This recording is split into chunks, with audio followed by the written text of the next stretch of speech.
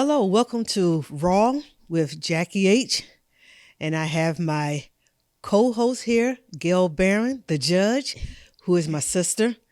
And we're glad that you're able to join us today. This is our first episode, and our first topic today is going to be on how growing up at 2218 North Delhi Street in North Philly, the inner city. And we're just going to let you know how we was raised and the things that shaped our lives and why we are here today. So, Gail, I know we have came from the same family. We have the same mother and the same father, but I know our views are very different. So we're going to address that right off. That I'm not coming to bash your mother and your father.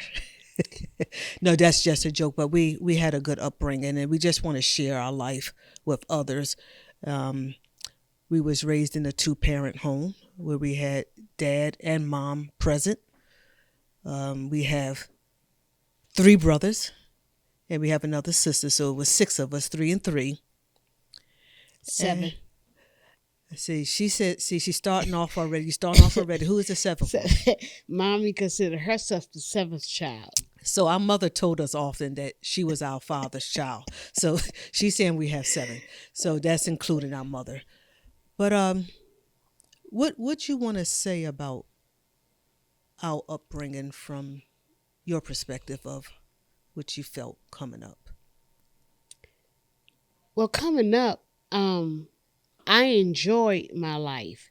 Mm-hmm. It's sometimes when you get out that you look back in retrospect that you see things differently, but it was fun. All 6 of us, daddy being present all the time, our mother being there.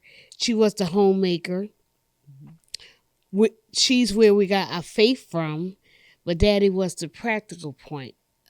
Portion in our life and the fun part. Yes. Yeah. He was hands on with us. Yeah. A father that had 6 children, and we was almost stair steps. We like this couple of us is like 2 years apart, but to raise 6 children plus a wife that didn't work outside the home, I think he gets an A+. Yeah. He done his best. We never wanted for anything. We didn't feel like we was less than, even though I know. So you this is the part that you're gonna laugh about. But I knew that we wasn't rich, and why I say that because mommy can cook, and I realized that when I wanted an extra piece of meat or chicken or pork chop, there was no more. So I was under depression, and I gathered that. Because of the circumstance, you wasn't going to get 2 pieces, so you had to enjoy the bone, right? So you never thought about that until I said something. But we had enough. I want to, what about now? You still eat 1 piece, 2 pieces of meat? I do. I don't hold back now because I can. But at that time, I think it was understood. With 6 children, you can't just free willy with eating, and so we had all the toys, all the bikes, all the trips and things that we took and shared. We never lacked. No. There was never a bill off. We always had electric. We always had the gas. We always had water. But why did we all bathe together? See, she don't want me to talk about this. Come closer. She don't want me to say that we all took a bath together. It all was the girls, binding. It was binding. It was binding. It was binding. So that was family and binding.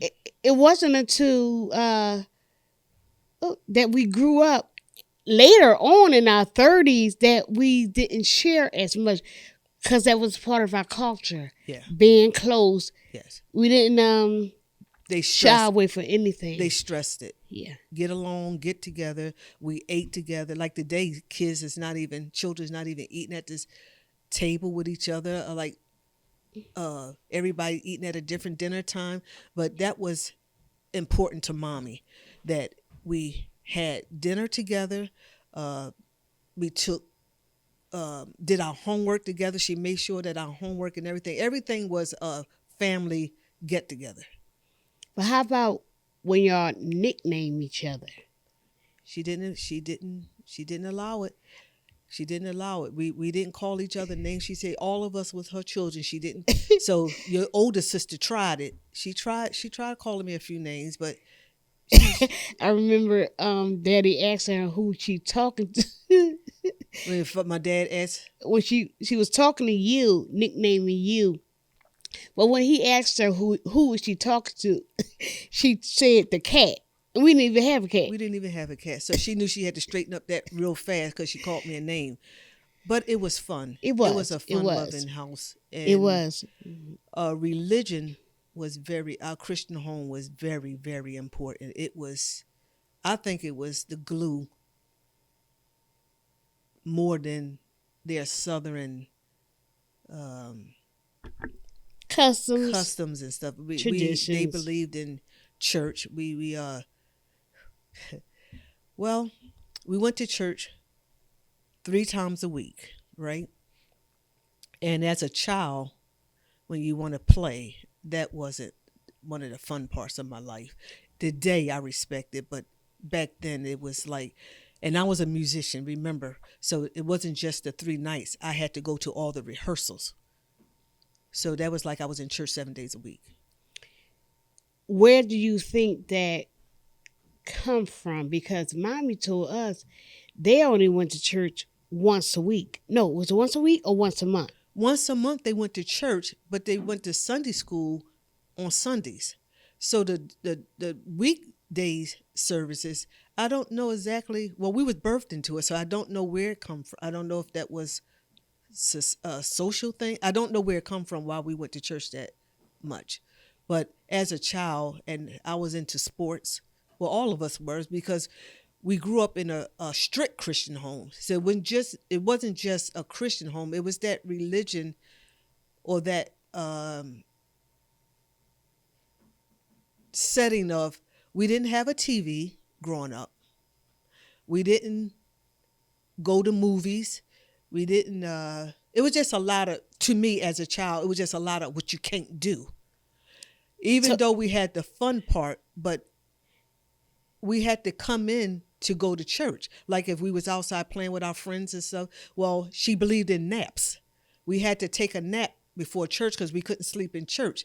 So as soon as the game got good, we had to come inside. So I was a little angry coming up about that. You sure you ain't still angry about it? I think I'm still angry about a lot of, and I think that's probably why I don't do too much in church as an adult because of that. But I'm getting healed from that. Getting healed from that. Okay. So you didn't enjoy the peppermint games? Oh man, we're gonna discuss this. The peppermint, the socks.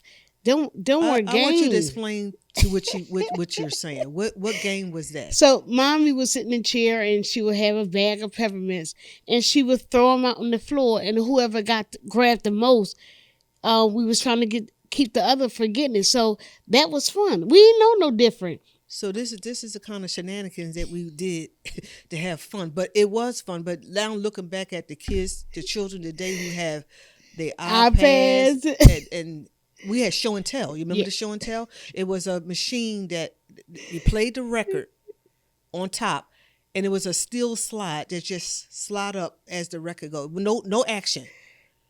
And we enjoyed it. We did. So as I look back today, I was like, wow. But out of all of that, the unity. It was unity. The unity. I wouldn't take nothing for it. It was foolish, but it was unity. Yeah. And those are the things that I appreciate the most. We were given life application. Yes. Even though we probably didn't like it then, but it paid off in our adult life. It's the saying that if you give a person a fish, they'll eat for a day. But if you teach them how, then they'll eat for a lifetime. Right. And that's what we got in our home coming up, the things that will help us today. And I'm appreciative of it. So one of the main things that we got from growing up was our work ethic. Yeah. Yeah. I can't stress how much that meant to me that they taught us how to work. Daddy, knowing that he had 6 children and knowing that we had needs, but he showed us how to go work for it. So he had a lot of part-time jobs along with his regular job. He worked 38 years.